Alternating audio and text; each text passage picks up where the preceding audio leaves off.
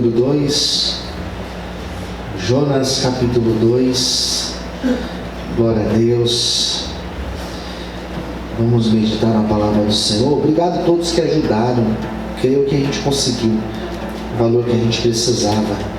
Quem crê assim, diga amém. Amém. Eu creio. Jonas capítulo 2, glórias a Deus. Diz assim a palavra do Senhor: E orou Jonas ao Senhor, seu Deus, das entranhas do peixe, e disse: na minha angústia, que diz aí? Na minha angústia, clamei ao Senhor, e Ele me respondeu. No ventre do inferno gritei, e Tu ouviste a minha voz, porque Tu me lançaste no profundo, no coração dos mares, e a corrente me cercou, e todas as tuas ondas e as tuas vagas têm passado por cima de mim. E eu disse: lançada estou de diante dos teus olhos, todavia me tornarei a ver o templo da tua santidade. As águas me cercaram até a alma, o abismo me rodeou, e as águas se enrolaram na minha cabeça. As algas se enrolaram na minha cabeça. E eu desci até os fundamentos dos montes, os ferrolhos da terra correram sobre mim para sempre. Mas Tu livraste a minha alma da perdição, ó Senhor meu Deus. Quando desfaleci em mim a minha alma, eu me lembrei do Senhor. Eu me lembrei do Senhor. Olha essa frase. E entrou a Ti a minha oração no templo da Tua santidade. Os que observam as vaidades vãs deixam a sua própria misericórdia.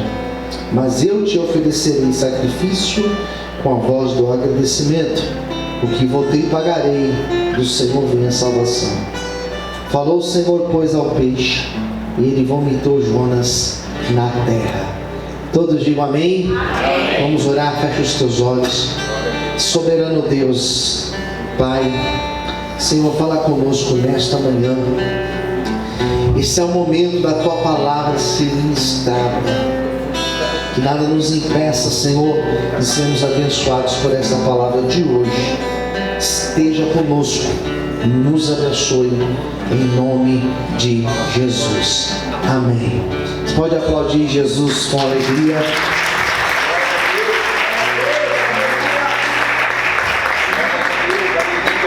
Já ouviu falar de Jonas? Quem já ouviu falar do profeta Jonas? Diga amém. Apesar dele ser um profeta daqueles dos livros pequenos, 4 capítulos, e é por isso que ele é chamado, ele faz parte do grupo dos profetas menores. Ele é um dos mais conhecidos profetas da Bíblia, porque a história dele, ela é uma história que parece até filme, parece até uma novela, um filme, uma série, mas ela é real. Na teologia católica eles chamam Jonas de novela bíblica, mas Jonas é uma história, é um profeta que o próprio Jesus falou dele. Então ele não é uma ficção, Jonas não é uma parábola, Jonas de fato existiu e essa história de fato aconteceu. E para quem não conhece essa história, é uma história de 4 capítulos apenas. O livro tem 4 capítulos. Eu tenho um livro que eu escrevi sobre o profeta Jonas. Se eu não estiver enganado, eu escrevi esse livro no ano de 2016. Se eu não estiver enganado. E nesse livro, eu dividi este livro em 4 partes, em 4 capítulos. Igual está na Bíblia, 4 capítulos. Eu fiz o meu livro com 4 capítulos. Introdução, capítulo 1, 2, 3 e 4 e a conclusão do livro. Na introdução eu falo de todo o conteúdo. No capítulo 1 eu falo de uma oração. Por isso que o meu livro se chama As 4 Orações no livro de Jonas. A primeira oração foram os marinheiros que oraram. Homens que não conheciam a Deus, homens que eram pagãos, eram idólatras. E mesmo sendo assim, pagãos, idólatras, eles oraram a Deus. E Deus ouviu a oração deles. Porque Deus ouve a oração que é feita com sinceridade. Quem entendeu, diga amém. O segundo capítulo do livro, eu falei do capítulo 2, que é esse que eu li. É um salmo, o capítulo 2, é uma oração. Ele é um salmo. E o capítulo 2 de Jonas é o próprio Jonas orando. E Jonas, quando faz a oração do capítulo 2, Jonas estava desviado. Ele estava o quê? Desviado. Estava longe da vontade de Deus. Deus tinha mandado ele ir para uma cidade chamada Tarsis, ou melhor, Nínive, e ele estava tentando ir para Tarsis. Ele estava em desobediência. Daí sofreu a consequência da sua desobediência. Foi lançado no mar, um grande peixe engole, vai até as profundezas das águas, ele permanece lá por 3 dias, e lá nas profundezas ele faz uma oração, que foi o capítulo 2 que eu li com vocês, e Deus ouviu a oração do Jonas. Deus ouve a oração daquele que está desviado? Sim ou não? Sim, Deus ouve quando é uma oração sincera.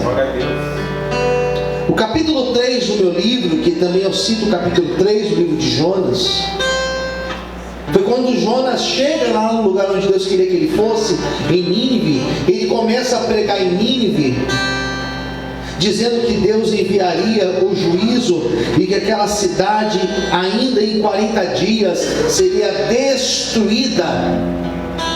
Jonas começa a pregar, e o capítulo 3 fala que o rei de Nínive e os ninivitas oraram. E Deus ouviu a oração deles. Porque Deus ouve quando a gente se arrepende na presença dele. Quem entendeu, diga amém. E a quarta oração é o capítulo 4, quando Jonas, revoltado porque Deus não destruiu a cidade, ele ora. E aquela oração, Deus falou com ele. Porque Deus, ao invés de destruir, Deus teve misericórdia de Nínive. São 4 capítulos, são 4 orações. Hoje eu não vou falar das orações. Hoje eu não quero falar das orações.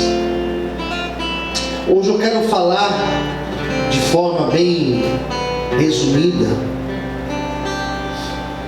a maneira que Deus se revela no livro de Jonas. Quero falar de esperança nessa manhã. Aos domingos eu estou falando de esperança. E esse livro de Jonas, a primeira coisa que ele mostra, e a primeira grande verdade, é que Deus ouve isso. Deus, ele ouve as nossas orações. Primeira verdade do livro de Jonas. É um livro que fala de orações. E orações feitas de forma simples. Orações feitas por pessoas convertidas. Orações feitas por pessoas não convertidas. Orações feitas por pessoas que sabiam com quem estava falando, ou seja, falando com Deus.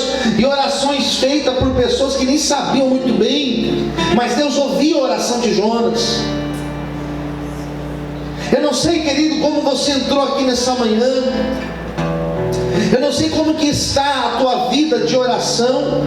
Eu não sei se você tem orado nesses últimos dias.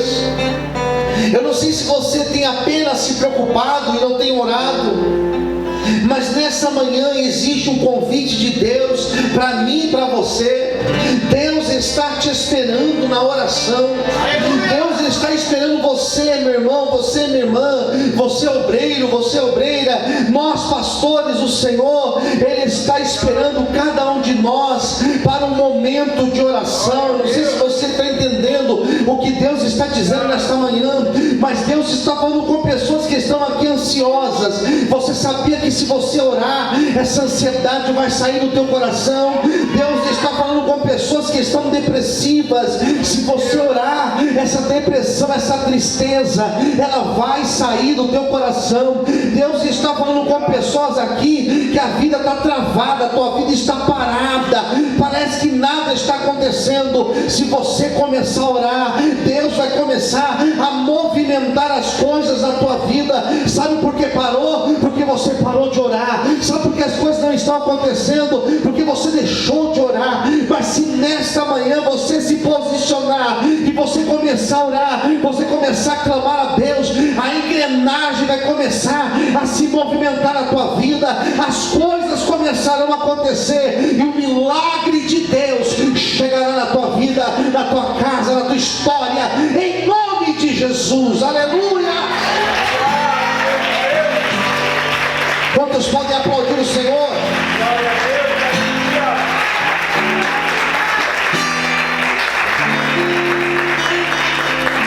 O que precisa acontecer? Olhe para cá. O que precisa acontecer para a gente começar a orar mais? Ficar mais difícil? Ficar mais difícil? Ficar mais estreito?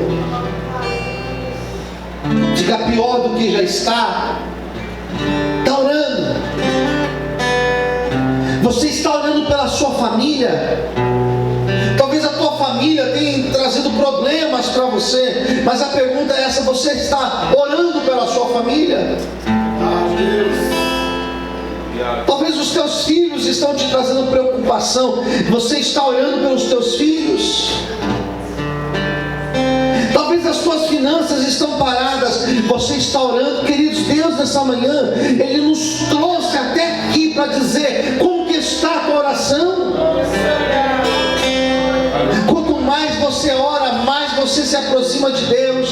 E quanto mais você se aproxima de Deus, mais sensibilidade você vai ter para entender qual é a direção, qual é a vontade do Senhor para a tua vida. Por isso, em nome de Jesus, se posicione na oração e Deus começará a fazer uma grande obra na tua história. Quantos podem aplaudir o Senhor nessa manhã? Aleluia! Quantos podem dar glória a Deus por isso? Segundo lugar, é uma continuação. Posso ver amém, queridos? Amém. Tem que orar, mas não adianta apenas orar. Ué, pastor, não é só orar? Não, tem que orar.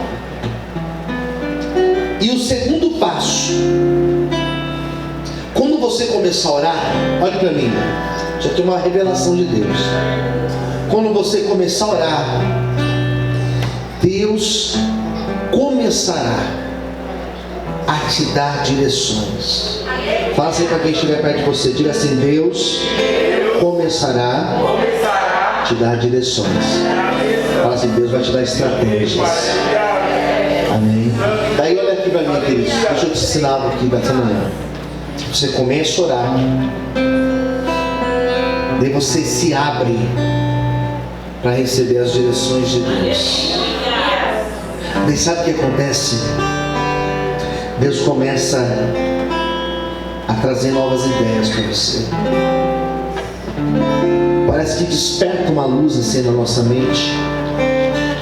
Parece que Deus desperta em nós uma sensibilidade e começa a ter uma mente mais criativa. Daí Deus começa a direcionar você. Daí Deus começa a te dar estratégias. E as direções de Deus, as estratégias de Deus, nem sempre elas são claras e óbvias. Um exemplo: às vezes você está orando: Deus, eu preciso de uma direção na minha vida financeira. Daí Deus te dá uma direção. E a direção que Deus te dá é para você abençoar alguém. Você fala: mas peraí, eu estou precisando ser abençoado? E Deus está mandando eu abençoar alguém, mas é uma direção de Deus. Porque talvez nesse momento que você for abençoar alguém, alguém vai abençoar a tua vida. Então Deus começa a dar direções. Com Jonas foi assim. Com Jonas foi assim. Talvez Jonas estava orando: Senhor, eu quero uma experiência nova, eu quero viver um milagre na minha vida. E Deus falou para ele: então sai de onde você está e vai lá para Nínive. Foi essa a direção de Deus. Só que quando Deus deu a direção para Jonas, ele não quis a direção de Deus. Ele queria, mas ele queria do jeito dele. Jonas, quando pediu a direção para Deus, na verdade ele queria ouvir o que o coração dele ficaria feliz, mas Deus deu uma direção para ele diferente. Eu quero que você vá para Nínive. E é interessante porque às vezes Deus nos dá direções e nós fazemos exatamente o contrário à direção de Deus. Às vezes as coisas estão difíceis, eu começo a orar, e sabe qual é a direção de Deus às vezes?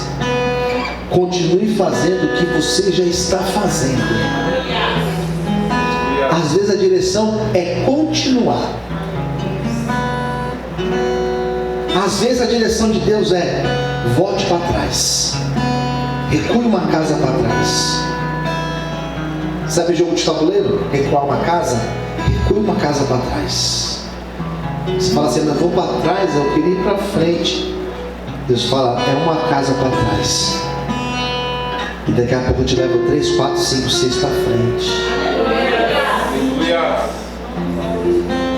Às vezes a direção de Deus, é para você ficar em silêncio, não falar, não discutir.